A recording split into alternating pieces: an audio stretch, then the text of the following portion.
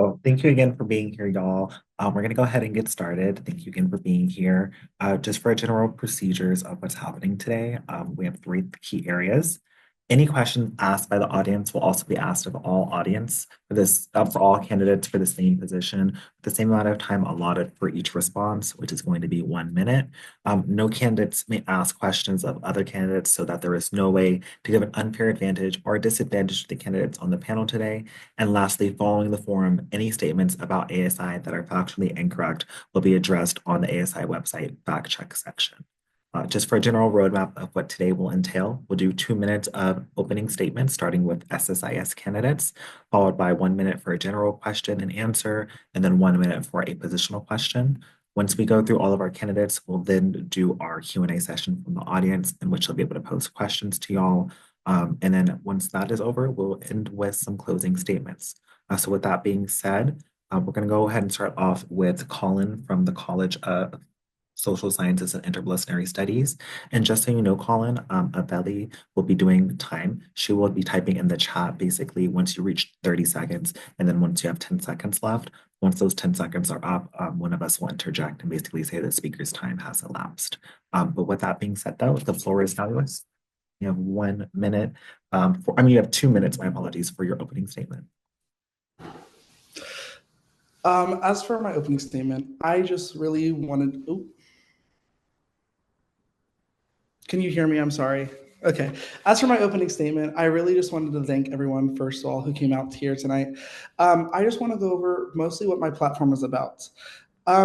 Just to kind of give you broadly what I want to do as an ASI candidate, I really want to focus on communication. I feel like there is a disconnect between the people and ASI.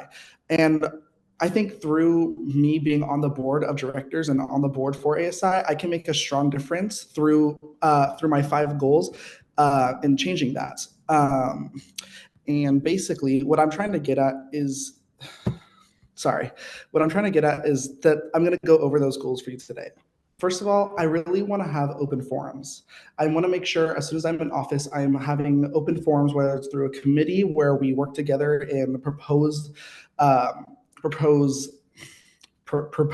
anything for ASI to be voted upon that I can bring forth to ASI, just so I can hear concerns and I can get the public voice. Because sometimes when you're on your own little section of other colleagues and elected people, it kind of can become a echo chamber. And I want to make sure that I can, bridge that gap. Second, I want to kind of be the person to do that. I want to make sure I'm the person people can come to. I want to make sure people feel open and free to come to me. I want to be a judge-free person. While I will always have my own opinions, I want to make sure I can get to everyone else. Next, I want to work on protecting, defending, and empowering our campus and protecting the education. And I want to do that through working with undocumented students through a sanctuary campus. I want to work toward providing. Fourth, I want to bring more guests to campus. And finally, I want to push for a more diverse campus, more ethically diverse, queer, and gender equity on campus. And I want to make sure everybody has an equal chance here on our campus. Thank you. Thank you, Colin. Thank you. We'll now go on over and go to Jonathan, please, for your 2 minute opening statement. Okay. Do I start whenever? Okay. Hi, everyone. It's nice to meet everyone. My name is Jonathan Poston, as you know, and I'm running to be your next Director of Social Sciences and Interdisciplinary Studies. I believe in making our college experience more impactful and more engageful. What I want is to create a more sound and secure student body by having more opportunities for networking, internships, and just overall having student voices heard. And by creating these opportunities, I'll be able to, hear from students and see what they want. I am passionate about representing our student body and committed to working hard to make real changes. As it stands, I currently serve on the board for the College Democrats, and I am very passionate about for advocacy and just equity overall. I am committed to collaborating with other campus groups and creating meaningful change if elected. I'll work to ensure that students are informed and involved in key decision-making affecting our college. I'll push for expanding programs, as I said, especially those career-oriented and networking opportunities. I will focus on strengthening our campus and the classroom, and I will also focus on strengthening our campus overall. I'll foster meaningful connections between faculty, students, and any other organizations. And my goal is to make our campus more transparent in decision making and more engaged. I'm ready to take action and fight for the changes you want to see at Sac State, and I would be honored to have you, Rob. Thank you. Thank you, Jonathan. Now that we've gone through our candidates for social sciences and interdisciplinary studies, we'll move on to the College of Undeclared Students. Beautiful, the floor is yours, where you have 2 minutes for an opening statement, please.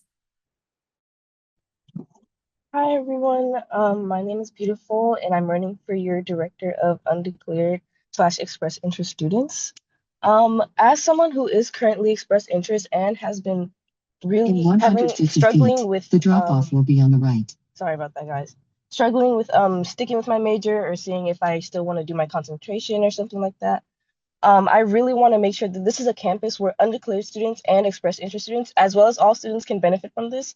But I'm putting my focus mainly on undeclared and express interest students can have experience outside of their classes. So I'm someone who really has beef with classes that are all theory and no experience at all. And I would love for there to be some kind of channel or quote unquote college where undeclared students can go have real life experiences and figure out if what they're learning in theory is what they want to do in practice.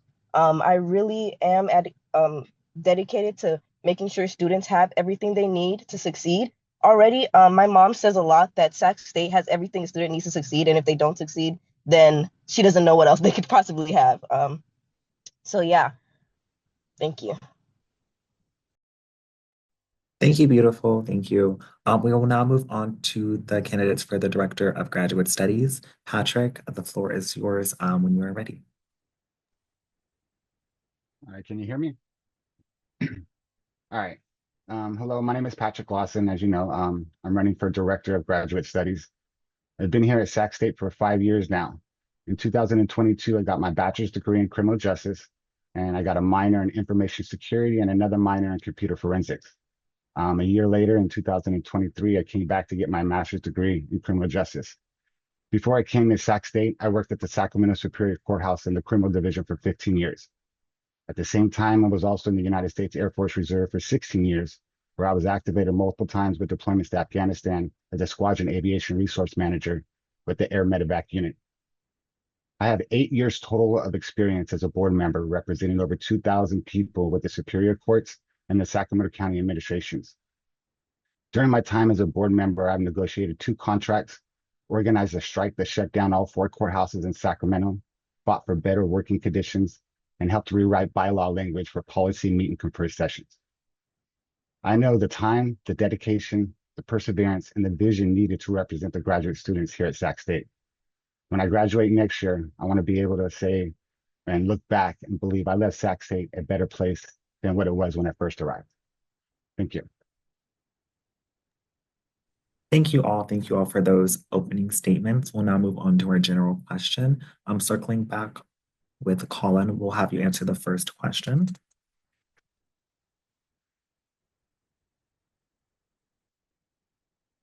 What current issues do you believe are affecting students right now, and how would you address those students' needs?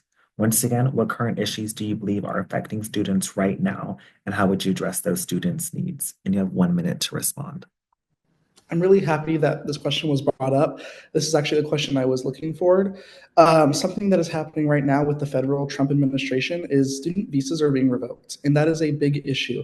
And this issue is leading to people coming to campus being scared, not being able to focus on their education, and that simply is not okay. My plan to solve for that is I want to fight for a sanctuary campus, very similar to like sanctuary cities. A sanctuary campus would basically states, Sac State would say they are not going to work with ICE or local law enforcement in detaining people without documentation, because it simply is not fair, and education is a right everyone deserves to. I plan to accomplish this goal by working with the Department of SSIS. Specifically, I want to work with the Ethnic Studies Department because I feel like they would have the best understanding of this. And while I am a poli-sci major, I think it is important to get specialization in something like this. Again, a sanctuary campus is the way forward to protect our undocumented students. Thank you. Thank you, Colin. The same question we're going over to you, Jonathan, as well. What current issues do you believe are affecting students right now? How would you address those student needs? So as for the current issues I believe that are affecting students right now, would be more or having more centralized academic support, and more advising in terms of being able to get classes, in terms of what it's like, life after college. So I believe how to solve this is by having more of these programs of peer mentoring, making it more even easier. Like I know as of right now we have, I think it's called Hornet. No, first year, the first year Hornet experience where they choose the classes for you. Now, I believe in expanding these programs and having more of these programs for students so they can have a more cohesive and an easier time getting their classes and overall being able to graduate. Thank you, Jonathan. We'll now go on over to Beautiful. The same question goes to you as well. What current issues do you believe are affecting students right now, and how would you address those student needs? Some current issues specifically towards undocumented and undeclared students, because this is something I faced. They have like are in fear of getting their visas canceled or like having it not be eligible anymore because they don't necessarily have a major track or an internship or something like that that would keep them here or keep them safe or anything like that. So I'm willing to I'm working towards working with the ASI so that we can make sure that students have experience that can give them that eligibility that they need for their visas to stay in the United States, if possible. Another issue is I'm going to go back to that experience issue. Some undocumented students or undeclared students or express interest students, they're not necessarily entirely sure like if this one track is what they want to do like for the rest of their life. So giving them that experience in whatever field that they're interested in or whether they're not interested in, just giving them real life experience can really help them move along in their college career.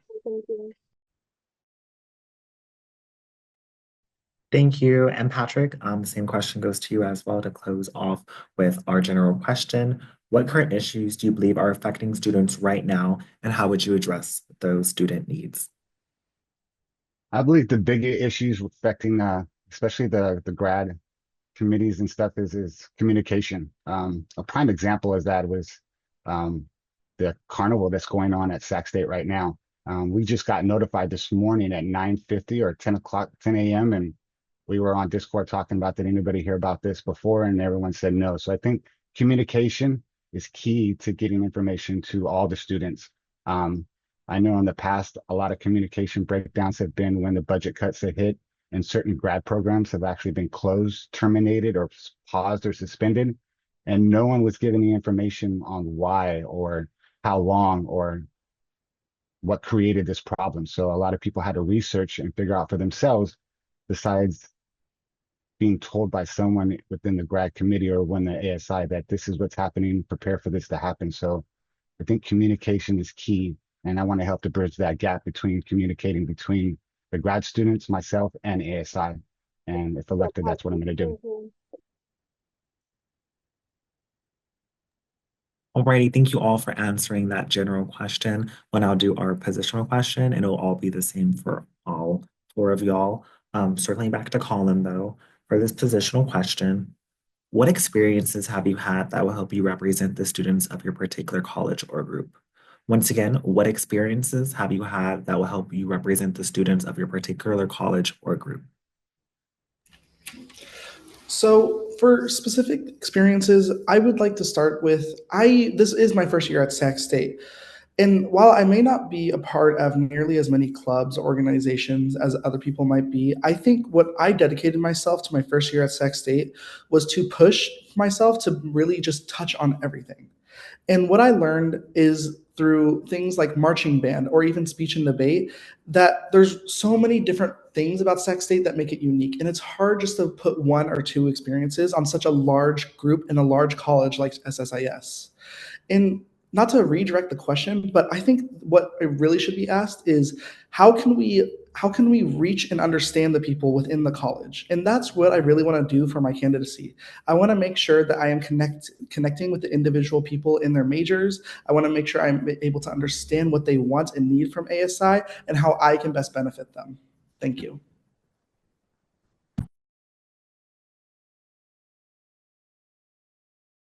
You're muted, Tyler. Thank you. I appreciate that. Jonathan, the same question goes to you now. What experiences have you had that will help you represent the students of your particular college or group? So as for some of my experience that I have is, well, actually, as I mentioned earlier, I currently serve as political affairs director of the College Democrats. And I've seen what it looks like when having bad administration or having someone who doesn't represent you well. So I want to be that representation. I want to be the voice of the students and have things that they want to see. Um, as my other candidate or as my opponent stated, that I can't attest to every sort of major under my college. However, I want to get to learn more about their experiences and what they want to see and expanded programs for those majors. I want to get involved. And I believe in that experience and communicating clearly and organizing this kind of information and having these multiple viewpoints is very critical. And again, as political affairs director, I feel as if of the College Democrats, I feel as if I have those qualifications for this role. Thank you. Now we're going to go over to Beautiful. The same question applies to you now. Of what experiences have you had that will help represent the students of your particular college or group? Well, when people ask me this type of question, I like to tell them that my mom and my dad have been researchers and advocates for anemia in women with pregnancies for years. My mom actually, when we were back in Nigeria, there's a story I like to tell people because I'm very proud of her. When we were back in Nigeria, she single-handedly created and ran and supported a movement that was like a suicide prevention movement for college students in Nigeria, a specific university in Nigeria, University of Nigeria, Nsukka. So she single-handedly did the research, met with students, made the movement. It was a national movement that moved through almost all universities in Nigeria. So I like to tell people that advocacy has been in my blood, and being up close and personal with that, because I would go with her to school every day. She would take me to her classes and her to see her students, and it would be heartbreaking to see some students wouldn't come back because we know what has happened to them. So I really do know that these types of things concerning university. Okay. Thank you. Patrick, the same question now applies to you now. What experiences have you had that help represent the students of your particular college or group? All right. Well, I don't want to repeat what I said in my opening statement, but obviously I've been a board director for over 8 years. I also was a shop steward with the Sacramento Superior Courts for my union, and I represented many employees that had issues or problems that they wanted to be taken up higher up, and I advocated for them and fought for them so their voice can be heard. I'm also a co-member or co-committee member of the Graduate Students Association Committee, the GSAC, where I relate information from the criminal justice major students and represent that to the whole committee, which then can go before ASI and have their issues heard. Um, I have plenty of experience in my background, whether in the military or in the courthouse, and I believe every single part of that experience or every single minute of that experience will help me if I get elected to this position. Thank you. Alrighty, thank you all for answering all of those preset questions that I had for y'all today. We're going to give a couple minutes from the audience and let them ask any questions. Just for purposes, once it reaches 12:56, if there's no questions in the chat, then we'll go ahead and conclude with our closing statements. But feel free to send me a direct message or just reply all basically with your questions and we can ask them the candidates.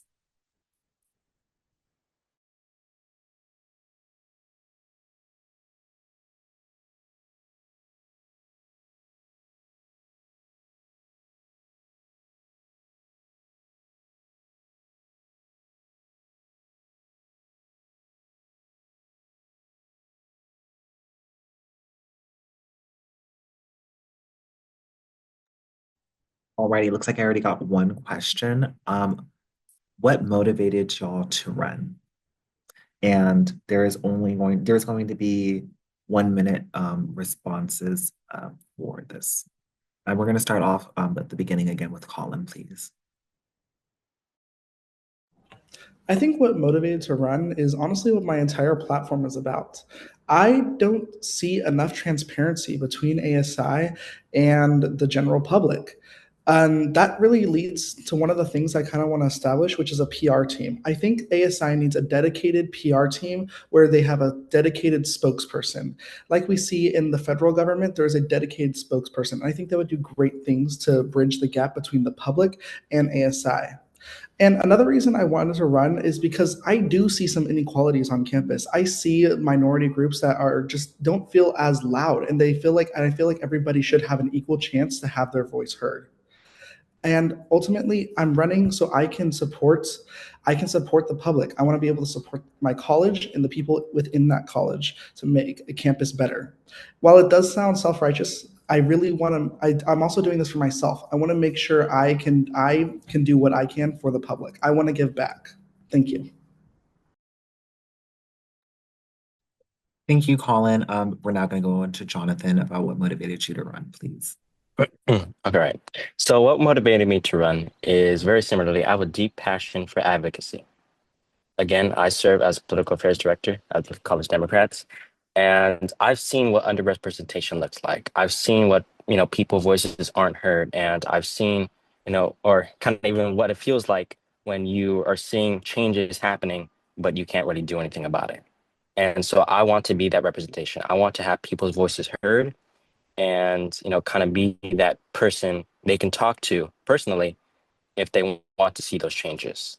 Now, as for implementation, how I'll go about this, I would, well, as a mandated, we are mandated to have a joint council. And through these joint councils, representation or representatives of different organizations can come and talk to me personally for changes they want to see for their group or college. And I would implement this and have, these voices heard.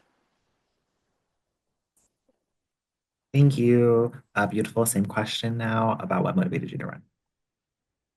If I'm being very honest, what motivated me was slightly selfish. I really do want to learn because this is my first year at Sacramento State. So this would be my first year being a leader of and trying to take care of a big and diverse community. That's what I want to learn more than anything in the world because, of course, as I said, my parents have been doing this all their lives, and there's only so much you can learn from your parents, especially what I was saying with that thing about experience. I want to have the experience to listen to a community, take care for a community. So because that's what I want to do when I'm older. I want to learn how to do that.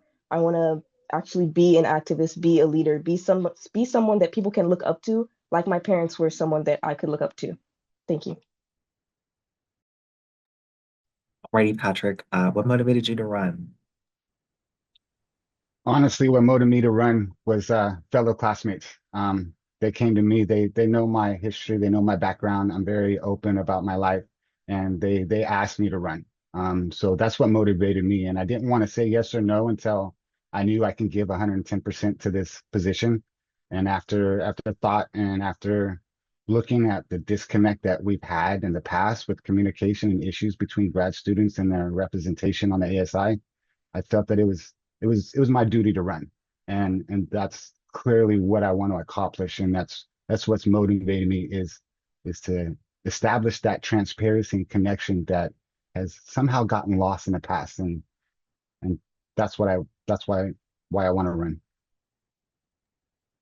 Alrighty, thank you all for answering that first question. In the chat looks like from AF, this is also going to go to everyone, not just specifically to Patrick. From a grad student's point of view, standpoint, in the last 3 years, our voices have been ignored or so issues and concerns have been ignored as well. How would the future elected graduate director change this? And what is the strategy to have a stronger and more effective voice on campus into the administration? If you'd like, I can also drop this question in the chat, but I believe we should all be able to see it as well. And this is not specifically just for the grad. Patrick, as mentioned, Colin, Jonathan, and Beautiful will be able to answer this question as well. Am I good to start? Sorry. Okay. While this was directed towards the board, the director of graduate studies, I think this really does relate to campus as a whole. Like, I think in almost every event I go to, every political science class I'm in, I hear, wait, ASI is doing this? Wait, ASI is doing what? What is ASI doing to solve this? And if you dig deep enough, you can find an answer. But the issue is the digging. That's why I really think we need an ASI spokesperson, a public representative directly of ASI to make sure we are being super public about what's going on the day to day. On top of that, I really want these open public forums. If we have these open public forums, and while it is specific for my college, I'm going to keep it open to everyone so anyone can have their voice heard. I think hearing directly from my constituents and other constituents that I can make a change and I can have those voices and opinions echoed so we can make a real difference on campus. Thank you. Thank you. Jonathan, the question goes to you now. It should be in the chat. Okay, perfect. Well, as director, I don't necessarily only represent people of my college. I represent all students. Now, as a leader, I would want, as I mentioned earlier, to push for expanded programs. I would want to push for, any endeavors that any student may be facing and, have a more accessible and easier time for whatever problems. As for in terms of graduate students, I'm sure there's concerns of, how getting classes, getting other necessities. And I would want to push for these programs and, make it, uh, make it an easier way for you to get the things that you would need. Thank you. Beautiful. The question now goes to you. It's in the chat. Okay. So, how I would make sure students' voices are heard is that try to advertise with ASI more. So, I actually was thinking about some kind of organization or body that's like a marketing organization or body that includes marketing students from the business college. So that way, one, we're giving students experience to market the things that ASI does more efficiently because as Colin said, that students really don't know what ASI is really like has going on. Another thing is with the board, with the Wednesday meetings that the board has, to try and encourage more students to come there and have like board members and just the committee members let students know the progress of their projects and ideas. Like when they come to those meetings, like last time I went to a meeting, I was kind of just sitting there, kind of like not really understanding what was going on. But when you tell students like, okay, this project we started and voted on is in progress, this is how it's going, this is the review and everything, I think that would be really helpful. Thank you. Alrighty. And last but not least, Patrick, the question should be in the chat. Please, you have 1 minute to respond. All right. I feel like this question was kind of directed towards me, but I understand. And to be honest, I'm one of those people that voices were lost and my concerns weren't heard and nothing was done about it. So that's why my primary goal is to change that. And one thing is by reaching out to everyone who reaches out to me. If you send me a message or you send me a concern, it's not going to go ignored. I'm going to reply back to you if I need more clarification, and I'm going to take your concerns to the ASI board. It needs to be heard by everyone, not just me, not just by your fellow students. It needs to go up the chain. And another thing is to make myself approachable. I'm real easy to get along with. I'm friendly. I'm very approachable, and I want to make myself available at all times, whether the time, the day, or the night. And that's holding office hours too. I mean, besides having them, is being able to have people come to those office hours and voice their concerns. And that's why I'm here, is to stop what has happened in the past and make it a better future for us in the future. Alrighty, thank you all for answering our second question. We have one more, it looks like, and I'll put this in the chat for everyone to view as well. But we're still going to start off with Colin, please. ASI board members are responsible for working through decisions that may not always agree with. Please share how you would handle a situation in which you may handle differing viewpoints with a fellow board member or staff. And I'll go ahead and drop this in the chat for y'all as well. And this is going to be a 1 minute response.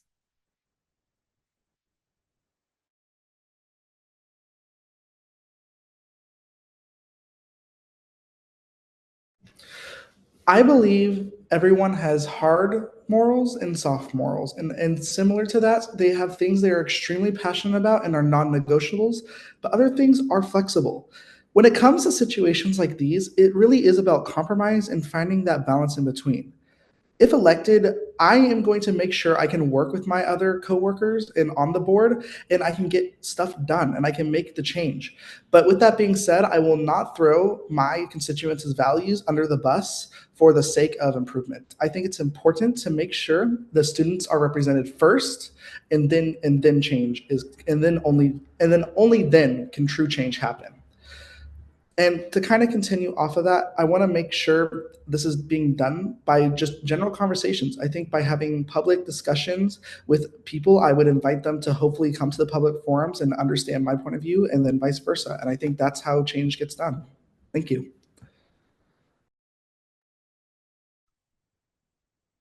Thank you. We're not going to go to Jonathan now for the question.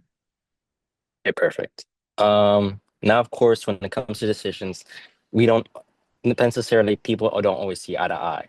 And as a board member or as board of director, there is, I'm assuming, going to be a time where I have a decision and I'm not going to see eye to eye with a fellow board member.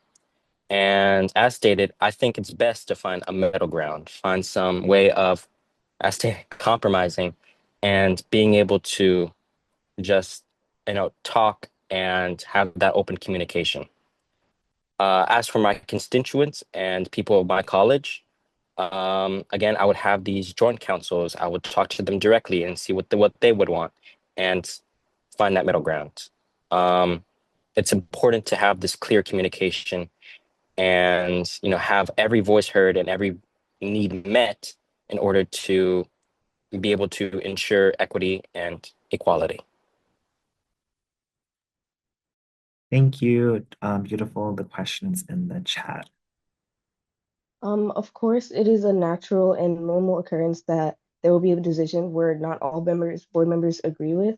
But as director of the Undeclared and Express Interest College, I will always vote in the best interest of my constituents. Um, I do believe that history always serves as our litmus test. Litmus test, yes. If a decision passes that I was not in agreement with, I believe that that is a learning opportunity for me or other board members to see how that affects our students and what to do and how to move forward from there. And in that, future board members can use our decision to learn from our actions and the reactions to our actions. Thank you. Alrighty, last but not least, Patrick, the question that goes to you. All right, and unfortunately, I've been in multiple positions like this on the board for the Superior Courts and for UPE where we don't see eye to eye. And honestly, that's actually great because when you have two people that see different viewpoints, you have different options to take, different roads to look at, and that opens it up for more discussion and more communication to talk about what the viewpoints that you saw and what the viewpoints someone else saw. And that allows for a better understanding of what the issue is that you're trying to solve. And then, as another candidate said, compromise. In the end, you always try to compromise between another member's viewpoint and your viewpoint. And usually, when you compromise, you come to an understanding and you develop a relationship with everyone on the board, knowing that they're willing to listen to you and listen to your concerns, and able to offer their ideas and their experience in helping you support your ideas. So being able to compromise and being able to listen to each other and discuss the options available is what I tend to do. Thank you.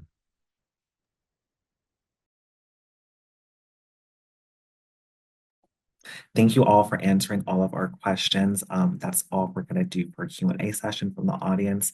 We'll now just do our closing remarks where each of y'all have 2 minutes. We're going to start off with Colin, please.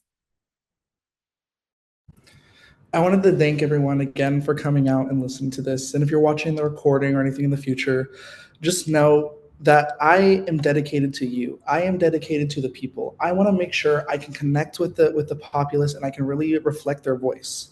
I'm always going to have my opinions, and they might not share the majority, but it's the majority I am here to reflect. And that's what I'm going to do if elected.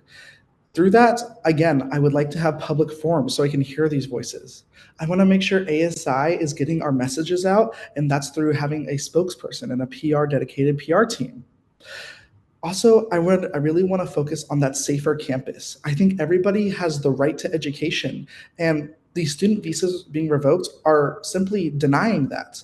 I need to push for a sanctuary campus so we can protect our undocumented students so they can focus on their education and not whether or not they're going to be sent to a jail in a different country.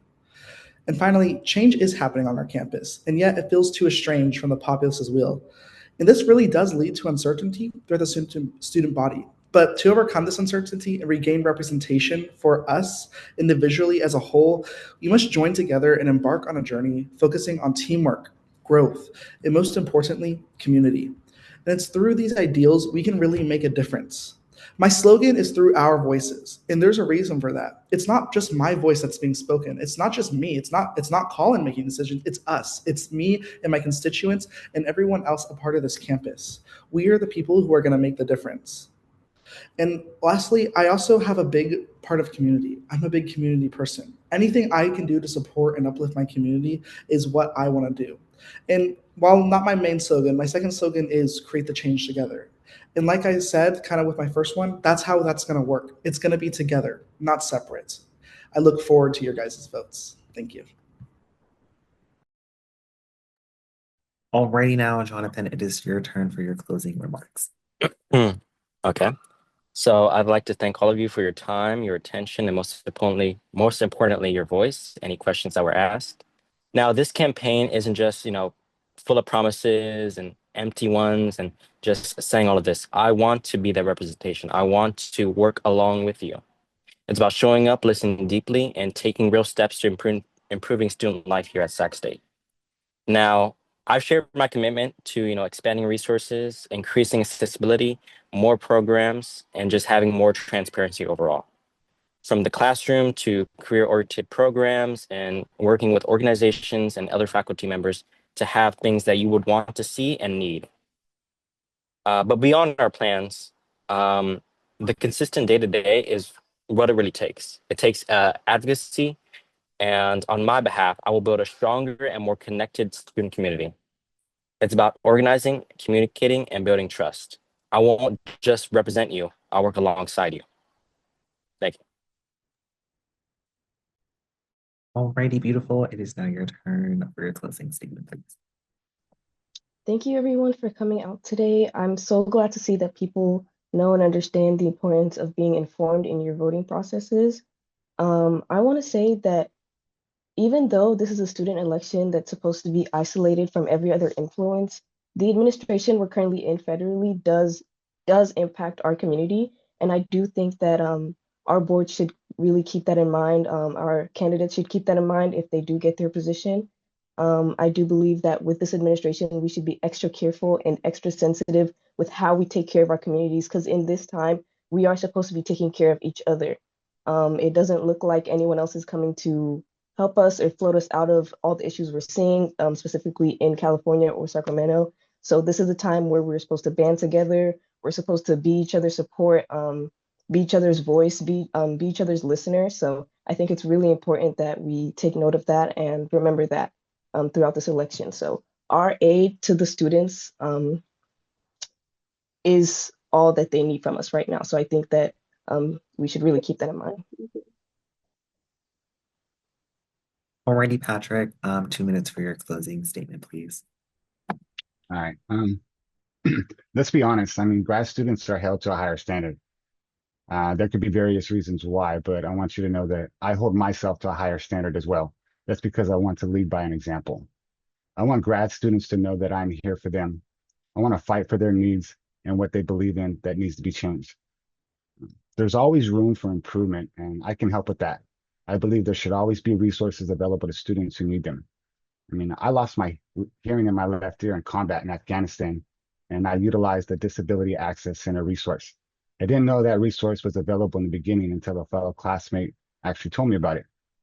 Being able to notify students of different resources already available is key to a successful education, and I want to help grad students with that. You have a voice and you deserve to be heard. Bridging the gap between graduate student representation is my vision, and I believe I'm the best qualified candidate to do that. When I first went to college in 1997 at Chico State, I never understood the type of things that could be accomplished Patrick, when you have strength and I'm your sorry? time's up, Patrick. Oh, Alrighty. Well, thank you all again for being here today and providing us all those amazing statements and answering all of those questions, especially the audience members for posing questions as well. Thank you, thank you, thank you. And please, please, please remember to vote and advocate for other people to vote as well on April 16th and 17th next week. But thank you all, and I hope to see you all possibly in the next vice presidential candidate forum, if not for the presidential ticket. But I'll talk to y'all later. Bye-bye.